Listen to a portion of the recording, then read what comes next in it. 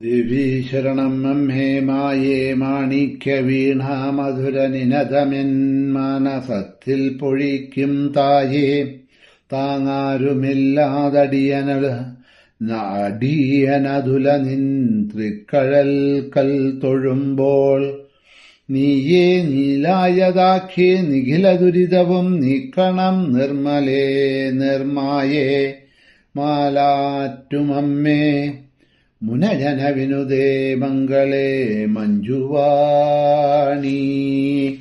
ദേവീ ശരണം അമ്മേ. സുപ്രഭാതം, ശുഭദിനം. എല്ലാ ധന്യാത്മാക്കൾക്കും പുലർകാല വന്ദനം. ശ്രീമദ് ദേവി ഭാഗവത നിത്യപാരായണ പരമ്പരയുടെ ഇന്നത്തെ യജ്ഞവേദിയിലേക്ക് സുസ്വാഗതം. നവമസ്കന്ധത്തിലെ 11-ാമത്തെ അധ്യായം വരെയുള്ള ഭാഗങ്ങൾ ഇന്നലെ പറഞ്ഞു നിർത്തി.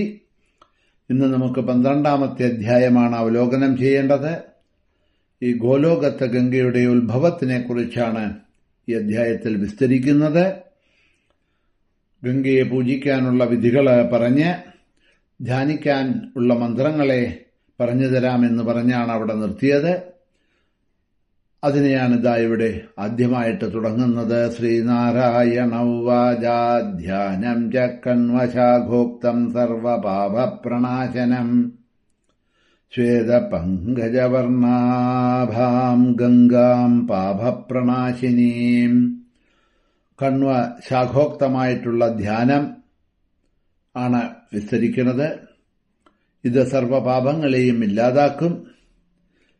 ശ്വേത കമലത്തിന് തുല്യം എന്ന് പറഞ്ഞാൽ വെള്ളത്താമരയ്ക്ക് തുല്യം സ്വച്ഛമായ നിറം, സർവപാപങ്ങളെയും നശിപ്പിക്കാനുള്ള പ്രഭാവം, കൃഷ്ണ വിഗ്രഹത്തിൽ നിന്ന് ജനിച്ചവള്, കൃഷ്ണതുല്യ പരമസാധ്വി, അഗ്നിതുല്യം വിശുദ്ധമായ വസ്ത്രം ധരിച്ചിരിക്കുന്നവള്, രത്ന ആഭരണ ഭൂഷണങ്ങൾ കൊണ്ട് വിഭൂഷിത, ശരത്കാലത്തെ 100 പൂർണ്ണ ചന്ദ്രന്മാരുടെ ശോഭയെ അതിശയിപ്പിക്കുന്ന ശോഭ, അത്യുത്തമ നറും പുഞ്ചിരി കൊണ്ട് പ്രസന്നമായ മുഖം, നിത്യ യൗവനം, നാരായണന്റെ പ്രിയവല്ലഭ, ശാന്ത, സത്സൗഭാഗ്യസമ്പൂർണ, മാലതി കുസുമങ്ങൾ ചൂടി അഴകാർന്ന കവരീഭാരം, നെറ്റിയിൽ അർദ്ധചന്ദ്രാകാരത്തിലുള്ള ചന്ദനക്കുറി, അതിനു മുകളിലായിട്ട് സിന്ധൂരപ്പൊട്ട്, കസ്തൂരി തുടങ്ങിയ സുഗന്ധ ദ്രവ്യങ്ങളെ കൊണ്ട് രചിച്ചതായിട്ടുള്ള കവിൽത്തടം, അലങ്കരിച്ചതായിട്ടുള്ള കവിൽത്തടം, പഴുത്ത ചെന്തുണ്ടിപ്പഴത്തിന്റെ ശോഭയെ വെല്ലുന്ന ഉത്തമമായ അധരോഷ്ഠങ്ങള്, മുത്തുകളുടെ കാന്തിയെ അതിശയിക്കുന്ന മനോഹരമായ ദന്തങ്ങള്, അത്യന്തം മനോഹരമായ മുഖം, കടാക്ഷങ്ങൾ ഉതിർക്കുന്ന മനോഹരമായ കണ്ണുകള്, കൂവളത്തിന്റെ കായ്ക്ക് തുല്യം കഠിനതയാർന്ന സ്തനങ്ങള്, തടിച്ചുറച്ച അരക്കെട്ട്, കദളീവാഴത്തടിക്കൊത്ത ഉരുക്കൾ തുടകള്, ഉത്തമമായിട്ടുള്ള പാദപത്മങ്ങള്, ആ പാദങ്ങളിൽ അണിഞ്ഞിരിക്കുന്ന കുങ്കുമനിറം പൂണ്ട ചെമ്പഞ്ഞിച്ചാറിന്റെയും ദേവേന്ദ്രന്റെയും മൗലിയിലെ മന്ദാര കുസുമങ്ങളിൽ വീണ മധുകണികകളുടെ അരുണിമ ചേർന്ന രത്നപാതുകങ്ങള്, അതേമാതിരി തന്നെ സുരന്മാരും സിദ്ധന്മാരും മുനികളും എല്ലാം സദാ അർഘ്യം നൽകി പൂജിക്കുന്ന പാദപത്മങ്ങളിൽ സഷ്ടാംഗം പ്രണമിച്ചു കിടക്കുന്നതായിട്ടുള്ള തപസ്വികളുടെ ശിരഭ്രമരങ്ങള്, മുമുക്ഷുക്കൾക്ക് മുക്തിപ്രദ, കാമികൾക്ക് സർവഭോഗവും നൽകുന്നവള്, ശ്രേഷ്ഠ ഉത്തമ വരപ്രദ, ഭക്തന്മാരെ അനുഗ്രഹിക്കുന്നതിൽ പരമകുശല, ഭക്തന്മാർക്ക് വിഷ്ണുപദം നൽകുന്നതിന് സമർത്ഥ, സ്വയം വിഷ്ണുപതി എന്ന വിഖ്യാത സാധ്വി, ഇപ്രകാരമുള്ള ഗംഗയെ ഞാൻ ധ്യാനിക്കുന്നു എന്നുള്ള ആ ഗംഗയെ ധ്യാനിക്കുന്ന ശ്ലോകങ്ങളാണ് അവിടെ 12 ശ്ലോകങ്ങൾ അവിടെ പറയുന്നത്. ആ 12 ശ്ലോകങ്ങളുടെ അർത്ഥം മാത്രമേ ഞാനിവിടെ പറഞ്ഞുള്ളൂ. ശ്ലോകങ്ങൾ വായിച്ചു പോയില്ല. നിങ്ങളുടെ അടുത്ത് ദേവി ഭാഗവതം പുസ്തകമുണ്ടെങ്കിൽ ആ ഗംഗയെ സ്തുതിക്കണമെന്ന് തോന്നുന്നവര് ഈ ശ്ലോകങ്ങൾ വായിക്കാം, സ്തുതിക്കാം. ഗംഗാസ്തുതിയാണ്.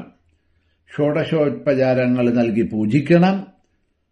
ആസനം, പാദ്യം, അർഘ്യം, അനുലേപനം, സ്നാനം, ധൂപം, ദീപം, നൈവേദ്യം, താംബൂലം, ശീതളജലം, വസ്ത്രം, ഭൂഷണം, മാല്യം, ഗന്ധം, ആചമനീയം ഇതെല്ലാം നൽകണം.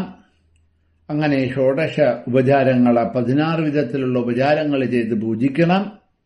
ഇവയെല്ലാം നൽകിയിട്ട് അഞ്ജലിബദ്ധനായി ഭക്തിപൂർവം മേൽപ്പറഞ്ഞ ശ്ലോകങ്ങളെ ജപിച്ച് സ്തുതിച്ച് നമസ്കരിക്കണം.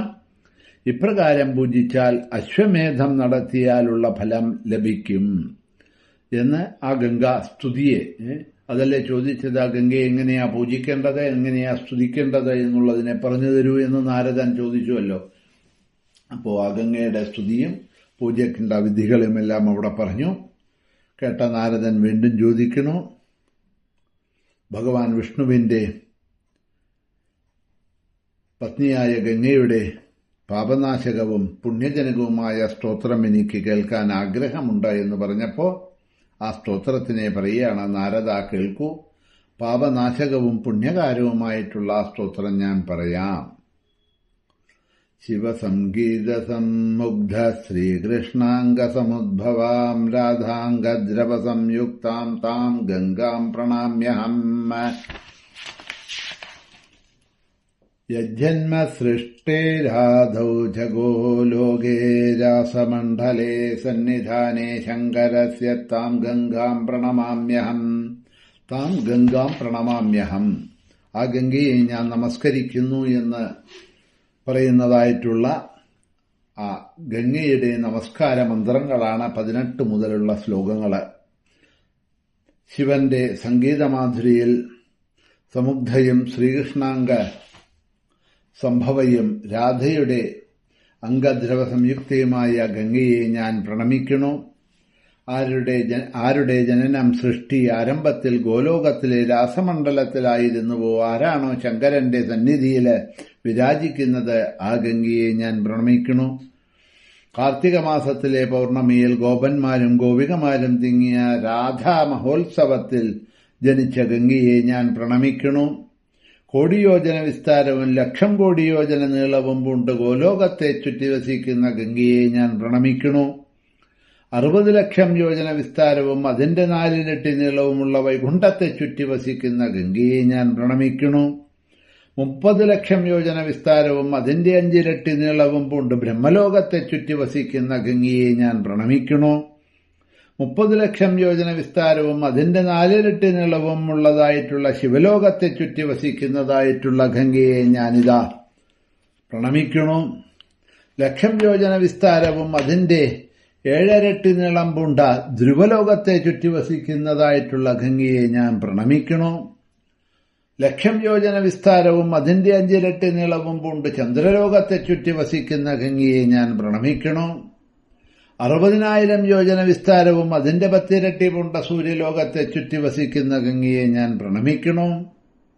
1,00,000 യോജന വിസ്താരവും അതിന്റെ 5 ഇരട്ടി നീളവും ഉള്ളവളായി തപോലോകത്തെ ചുറ്റിവസിക്കുന്ന ഗംഗയെ ഞാൻ പ്രണമിക്കുന്നു. 1000 യോജന വിസ്താരവും അതിന്റെ 10 ഇരട്ടി നീളവും പൂണ്ട ജനോലോകത്തെ ചുറ്റിവസിക്കുന്ന ഗംഗയെ ഞാൻ പ്രണമിക്കുന്നു. 10 ലക്ഷം യോജന വിസ്താരവും അതിന്റെ 5 ഇരട്ടി നീളവും ഉള്ളതായിട്ടുള്ള മഹർലോകത്തെ ചുറ്റിക്കിടക്കുന്ന ഗംഗയെ ഞാൻ പ്രണമിക്കുന്നു. 1000 യോജന വിസ്താരവും അതിന്റെ 10 ഇരട്ടി നീളവും ഉള്ളവളായി കൈലാസത്തെ ചുറ്റിവസിക്കുന്ന ഗംഗയെ ഞാൻ പ്രണമിക്കുന്നു. 100 യോജന വിസ്താരവും അതിന്റെ 10 ഇരട്ടി നീളവും പൂണ്ട മന്ദാകിനിയായി ഇന്ദ്രലോകത്തിൽ വാഴുന്ന ഗംഗയെ ഞാൻ പ്രണമിക്കുന്നു. 10 യോജന വിസ്താരവും 100 യോജന നീളവും ചേർന്ന പാതാളത്തിൽ ഭോഗവതിയായി വസിക്കുന്ന ഗംഗയെ പ്രണമിക്കുന്നു.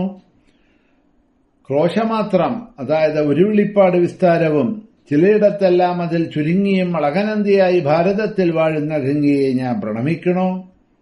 കൃതിയുഗത്തിൽ നറുമ്പാൽ നിറത്തോടും ത്രേതായുഗത്തിൽ തിങ്കൾ നിറത്തോടും ദ്വാപരയുഗത്തിൽ ചന്ദന നിറത്തോടും കൂടിയ ഗംഗയെ ഞാൻ പ്രണമിക്കുന്നു. ജലത്തിന്റെ നിറം പൂണ്ട കലികാലത്തെ ഭാരതത്തിൽ മാത്രം സഞ്ചരിക്കുന്നവളും ക്ഷീരാഭ പൂണ്ട സ്വർഗത്ത് സഞ്ചരിക്കുന്നവളുമായ ഗംഗയെ ഞാൻ പ്രണമിക്കുന്നു എന്നൊക്കെ ആ ഗംഗയെ ഇതാ സ്തുതിക്കുന്ന സ്തുതികളാണ് 36 മുതൽ 18 മുതൽ 36 വരെയുള്ള ശ്ലോകങ്ങളിലൂടെ ഗംഗയെ നമസ്കരിക്കുന്നതായിട്ടുള്ള ശ്ലോകങ്ങള്, സ്തുതിച്ച് നമസ്കരിക്കേണ്ടതായിട്ടുള്ള